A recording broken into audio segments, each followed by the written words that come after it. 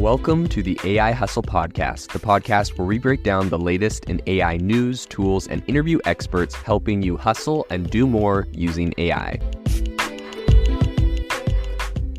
If you've been following the podcast for a while, you'll know that over the last 6 months, I've been working on a stealth AI startup. Of the hundreds of projects I've covered, this is the one that I believe has the greatest potential. So today I'm excited to announce AIBox. AIBox is a no-code AI app building platform paired with the App Store for AI that lets you monetize your AI tools. The platform lets you build apps by linking together AI models like ChatGPT, Midjourney, and 11 Labs. Eventually will integrate with software like Gmail, Trello, and Salesforce, so you can use AI to automate every function in your organization. To get notified when we launch and be one of the first to build on the platform, you can join the waitlist at aibox.ai. The link is in the show notes. We are currently raising a seed round of funding. If you're an investor that is focused on disruptive tech, I'd love to tell you more about the platform. You can reach out to me at jaden@aibox.ai. I'll leave that email in the show notes. Since the launch of the original ChatGPT and it's now ChatGPT-4 has come out, a lot of people have been talking about how this revolutionizes pretty much every industry. And one of the massive areas that people are talking about is medical. Today on the podcast, we're going to talk about how ChatGPT is going to revolutionize the medical industry. And that is because there is a new book that is recently being published. We're going to dive into that by a prominent healthcare worker and computer scientist. And it's being co-authored with the VP, one of the VPs over at Microsoft, who obviously has a lot to do with OpenAI and everything going on over there. So let's jump into it. So a lot of this is being talked about in the news right now. There's an article in Insider that says the newest version of ChatGPT passed the U.S. medical licensing exam with flying colors and diagnosed a 1 in 100,000 condition in seconds. And so today we want to talk about that. A lot of this is coming from Dr. Isaac Cohan, who he's both a computer scientist and he's at Harvard, and he's also a physician. And so he was teaming up to kind of test drive GPT-4 on its, before it originally launched. And his goal was to see how this was going to be able to work with doctors in kind of a medical setting. He said, "I'm stunned to say better than many doctors I've observed." So he's literally saying that this thing is functioning better than a lot of doctors, which is kind of scary. And it's not too surprising. I mean, a lot of this test-taking kind of stuff, you could say, because this thing was in the 90th percentile when it took the medical exam, or the main medical exam. So this thing is incredibly powerful. Obviously, the medical licensing exam. It's had a couple other benefits, or I guess features that this is able to do. GPT-4, it's not just a good test taker and fact finder, but it's also a really good translator. So this makes it very useful in the medical field because it's able to translate discharge information for a patient who speaks Portuguese, and it can also go, and it's really good at kind of distilling, wonky technical jargon into something that 6th graders could read. So this thing is obviously incredibly powerful, and a lot of people are saying that just the language translation alone is going to help it to make, medical discoveries in different locations more easily accessible all around the world. So he has a couple kind of vivid examples, and he says that GPT-4 can also give doctors really helpful suggestions about bedside manner. It can offer tips on how to talk to patients about their conditions in a compassionate but clear language, right? Because you can ask ChatGPT, say there's a patient with these problems, how would I address them in a compassionate, clear manner, blah, blah. You can put anything you want there, and it can obviously spit out a really good response. Now, this has been criticized, not this exact use, but there was recently a school shooting, and the school that notified the parents about the school shooting used ChatGPT to write the memo they sent out. And so a lot of people were quite up in arms. They're saying with something so atrocious as this, surely a real person could have written it.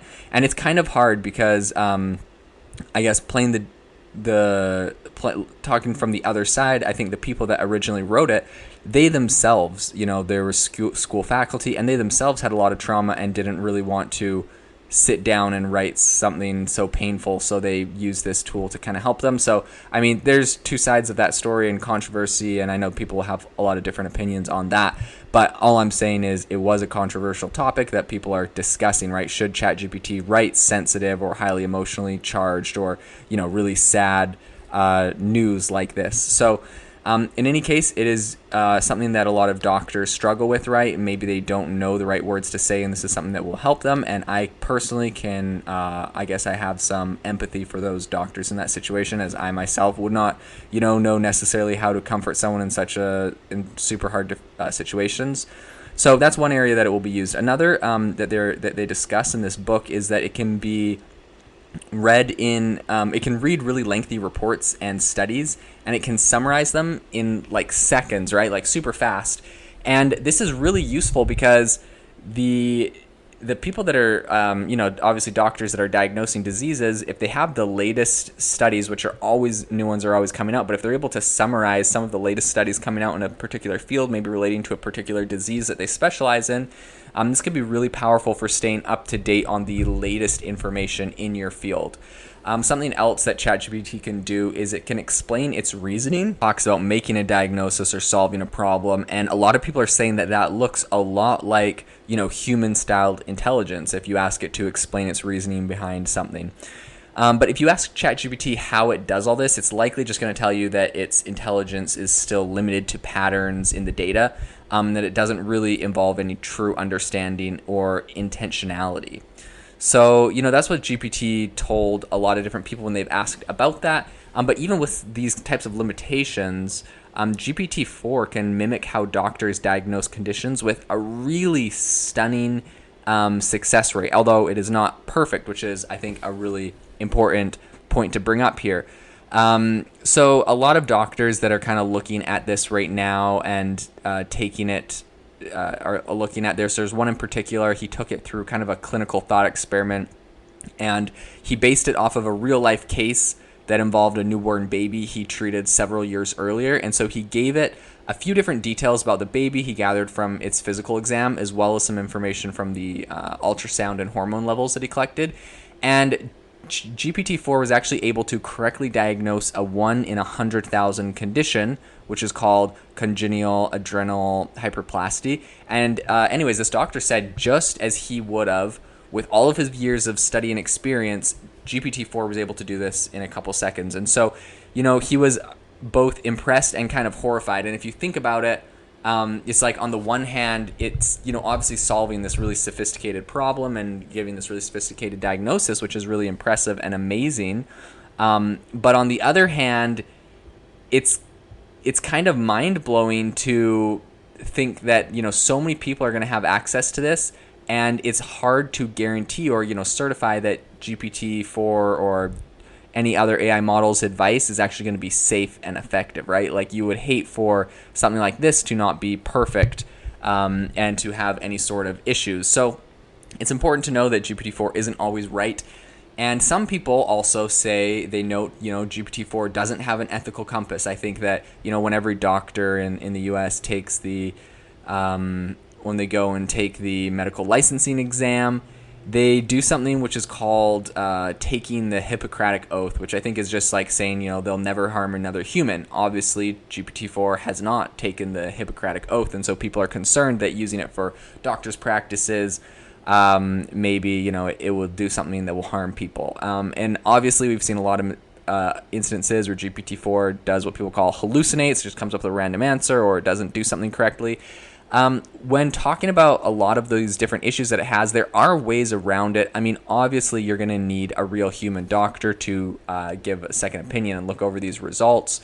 And also, just on the sense of getting GPT-4 to give better results in these areas, you can also go, I think one trick a lot of people do is you start a fresh tab on ChatGPT and give it all the data and ask it if there's any mistakes in there, and get it to look at it with a fresh set of eyes, similar to having a person look at something with a fresh set of eyes, or having, getting the opinion of another trusted advisor. You can also get it to explain, and I think this is a really powerful thing that doctors will want to be using, is get it to explain its reasoning process behind a particular diagnosis or something, because as it goes through and it kind of outlines why it said something, you can see if there's any flaws in the logic that brought it to its final conclusion. So I think this is going to be, all in all, a really incredible tool. I think it's going to free up a lot of time for different healthcare providers and clinicians to be able to be a lot more present with their patients instead of just on the computer screen all the time. But we also have to, I think, because doctors right now are saying like, hey, this thing's not perfect, it makes mistakes, blah, blah, blah.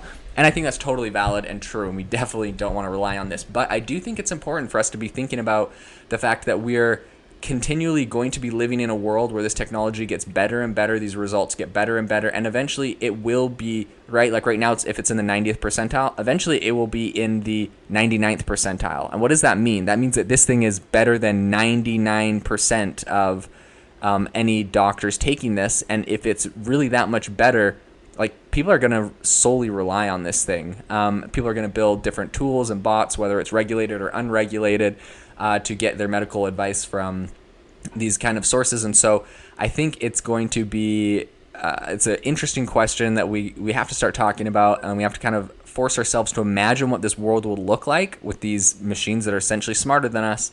And we're going to have to decide, how do we want that world to work? What do we want that to look like? It's going to be a lot of crazy stuff, a lot of big questions, and it's going to be something that obviously is going to require a lot of very smart people focusing on it. So it's going to be incredibly interesting to see how that evolves in the future. If you are looking for an innovative and creative community of people using ChatGPT, you need to join our ChatGPT creators community. I'll drop a link in the description to this podcast. We'd love to see you there, where we share tips and tricks of what is working in ChatGPT. It's a lot easier than a podcast, as you can see screenshots, you can share and comment on things that are currently working. So if this sounds interesting to you, check out the link in the comment. We'd love to have you in the community. Thanks for tuning in to the AI Hustle podcast. If you could do us a massive favor, we would really, really appreciate it if you could leave us a review wherever you get your podcasts. This helps people find the podcast. It helps people know this is a good place to go. And we would really, really appreciate it, as it helps us continue to bring on incredible guests and share incredible content for you to listen to.